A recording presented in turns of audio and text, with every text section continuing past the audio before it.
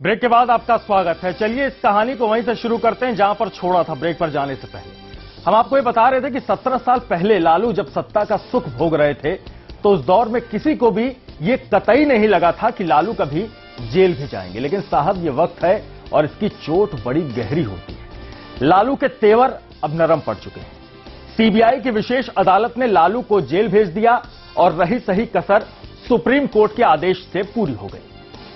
अब क्या यह समझा जाए कि लालू पर कानून की सख्ती से दूसरे भ्रष्ट नेताओं को भी पसीना आएगा?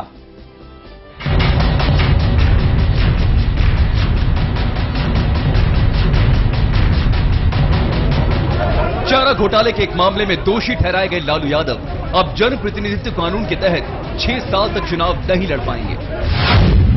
कानून के मुताबिक 2 या 2 से ज्यादा साल की सजा के बाद चुनाव लड़ने पर रोक हो जाती है।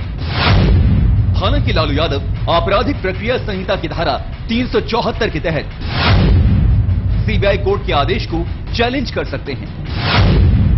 लेकिन लिली थॉमस के मामले में आए सुप्रीम कोर्ट के फैसले के बाद अब अपील खारिज करने के बावजूद सदस्यता रद्द मानी जाएगी।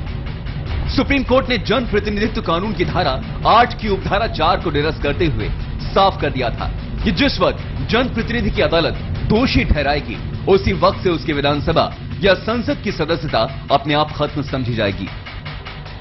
10 जुलाई को सुप्रीम कोर्ट का जो आदेश आया जिसमें जन प्रतिनिधित्व कानून में बदलाव करके सुप्रीम कोर्ट ने यह साफ कर दिया कि जन प्रतिनिधि अगर 2 या 2 से अधिक साल की सजा मिलती है तो उसे अपनी सदस्यता गंवानी पड़ेगी। लेकिन ये आदेश 10 जुलाई 2013 के बाद से ही लागू है, यानी कि जिन जनप्रतिनिधियों को 10 जुलाई 2013 के बाद सजा मिली है उनकी ही सदस्यता खत्म होगी, बाकी लोगों की सदस्यता नहीं खत्म होगी। या तो वो अपील में जाएंगे या हाई कोर्ट और सुप्रीम कोर्ट उस पर सुनवाई करेगा। लेकिन सुप्रीम कोर्ट ने अपने आदेश के साथ ये भी साफ कर दिया है कि अपील कोर्ट को आपराधिक प्रक्रिया संहिता की धारा 389 के तहत और हाई कोर्ट को धारा 482 के तहत ये पावर है कि वो किसी भी मामले में दोष सिद्धि पर रोक लगा सकती है, जिसका सीधा प्रभाव जनप्रतिनिधि पर यह होगा कि वो अपने पद पर भी बना रहे और चुनाव भी लड़ सके। कि जब कैंडिडेट कंटेस्ट करता है तो वो डिस्क्वालीफाई हो जाता है अगर उसका कन्विक्शन हो जाए 2 साल से ज्यादा के लिए। लेकिन अगर वो सिटिंग एमएलए एमपी तो उस स्थिति में उसको 3 महीने 90 डेज और दिए जाते हैं अपील करने के लिए। तो ये डिस्टिंक्शन था। सुप्रीम कोर्ट ने ये कहा कि नहीं, ये डिस्टिंक्शन गलत है, ये क्लासिफिकेशन अलाउड नहीं है। अगर कोई आदमी कन्विक्शन होने के बाद इलेक्शन कंटेस्ट नहीं कर सकता तो वो इलेक्शन कंटेस्ट अगर पहले कर चुका है और सिटिंग है तो उसको कंटिन्यू कैसे कर सकता है? तो इसलिए ये कानून को हम इलीगल करार करते हैं, ये सुप्रीम कोर्ट ने कहा। लेकिन सुप्रीम कोर्ट ने अपवाद 3 जजों के फैसले का हवाला देते हुए बताया है जिसमें कहा गया था कि दोष सिद्धि पर तभी रोक लगाई जा सकती है जबकि दोषी अदालत में यह साबित कर दे कि रोक लगाना जरूरी क्यों है।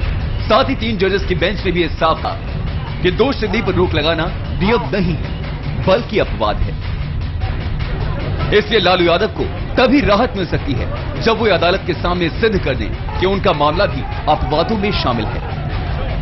विप्लव अवस्थी, न्यूज एक्सप्रेस, दिल्ली। तो सवाल